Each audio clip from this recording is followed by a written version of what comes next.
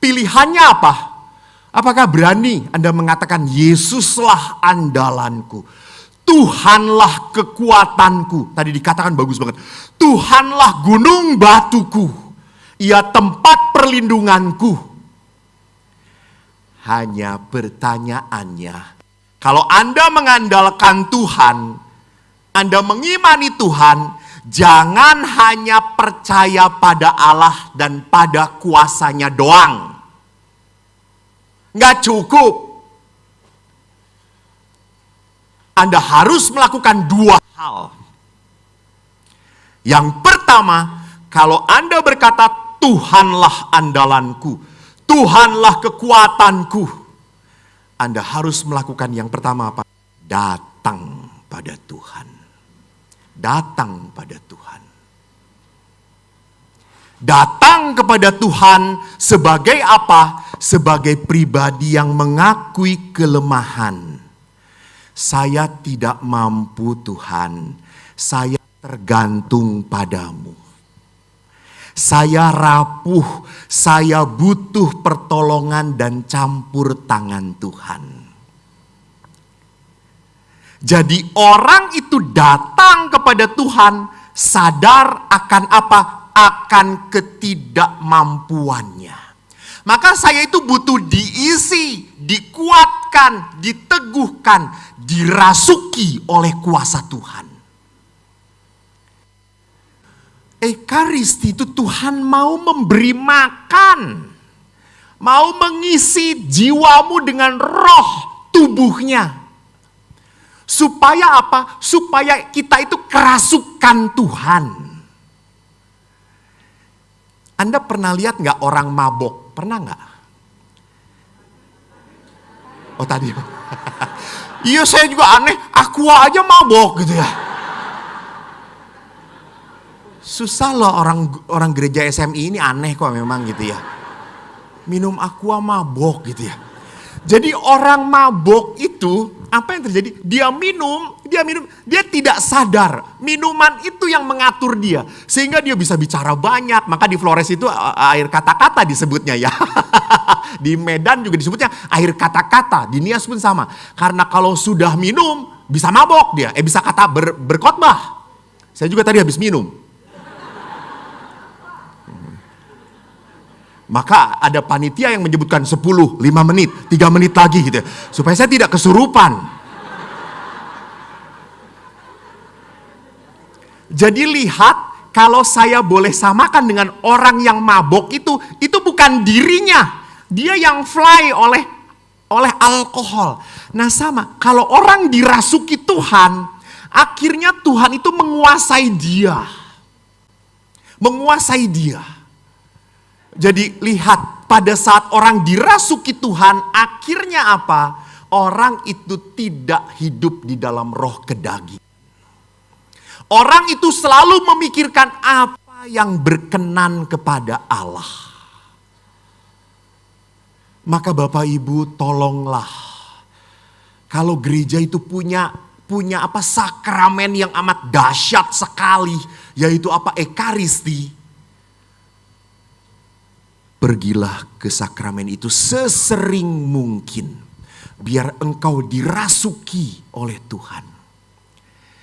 Anda tahu hampir semua santo santa hidupnya karena apa?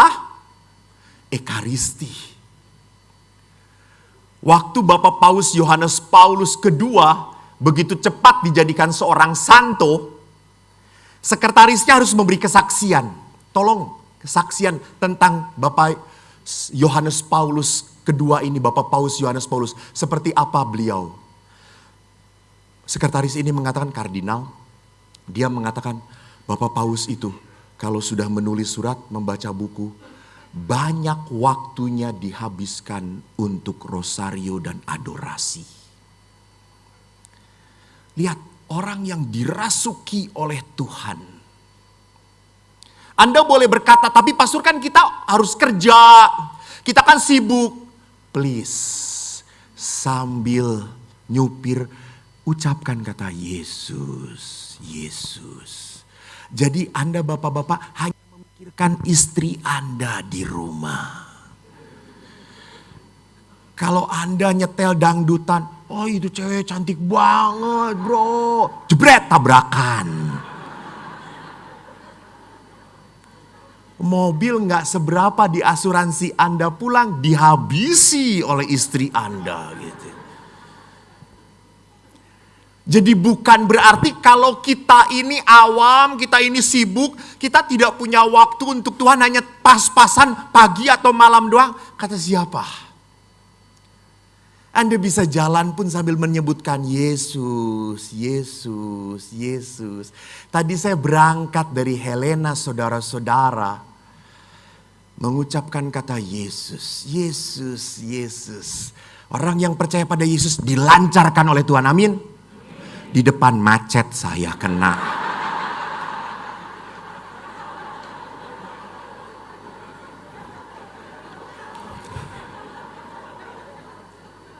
Anda nggak kena macet?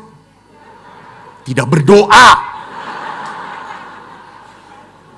Justru kok aneh, betul. Saya lihat, mungkin Pak Benyamin pun pernah merasakan bahwa pada saat orang dekat dengan Tuhan, kok tiba-tiba saja hidup ini menjadi serba sulit. Tuh. Menjadi serba sulit.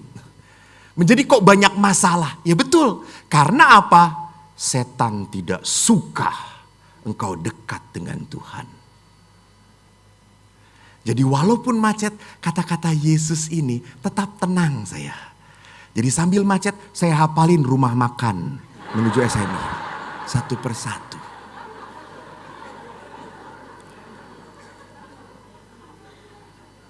Yang kedua adalah apa? Di samping kita harus datang pada Tuhan, kita harus punya komunitas yang baik dan benar. Komunitas yang baik dan benar serta menyelamatkan itu harus komunitas yang punya titik pijaknya sama dan tujuannya sama. Titik pijaknya. Saya tuh ketawa sama orang yang ngasih itu. Nggak saya lihat tuh langsung. Galak banget sih itu yang ngasih menit. Saya pura-pura nggak ngeliat. Bu, langsung aja teriak 5 menit lagi gitu ya.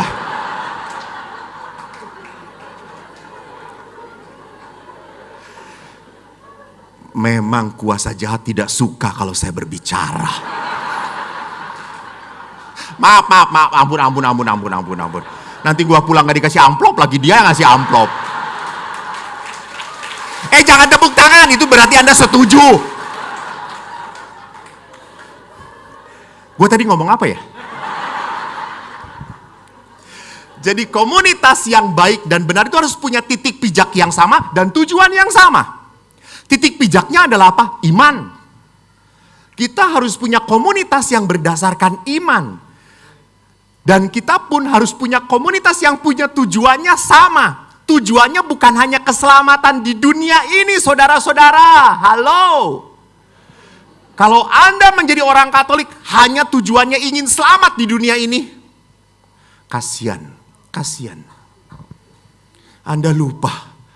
Anda menyia-nyiakan Yesus yang sudah tersalib. Yesus yang bangun sudah dalam 3 hari. Hei coy, gue bangkit coy. Jangan lupa coy, lu juga nanti bangkit. Lihat. Maka kita harus punya komunitas yang tujuannya apa? Keselamatan kekal. Itulah komunitas yang membawa apa? Membawa kepada keselamatan. Pada saat kita punya komunitas yang baik, benar dan membawa keselamatan, maka kita menjadi pribadi yang selalu mendengarkan suara dari Tuhan. Bukan suara-suara kegelisahan. Bapak Ibu, terima kasih. Anda datang malam ini karena Anda mempunyai persekutuan beriman. Kita saling mendoakan dan kita berdoa.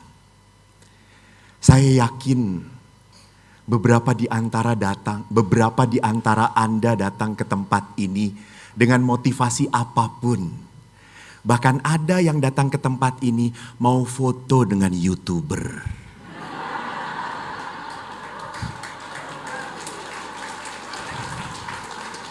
Maka dia datang tadi pagi-pagi. Saya datang, tuh kan lebih baik sekarang. Nanti gak kebagian. Walaupun motivasi Anda seperti itu, Tuhan akan menyentuh Anda. Tuhan akan menyembuhkan Anda. Ingat, foto dengan YouTuber tidak akan menyelamatkan apapun. Maka Bapak Ibu, hari ini kita bersyukur. Kita mempunyai saat untuk apa? Untuk datang pada Tuhan. Kita mempunyai saat untuk apa? Tuhan, saya tidak mampu. Saya tidak bisa.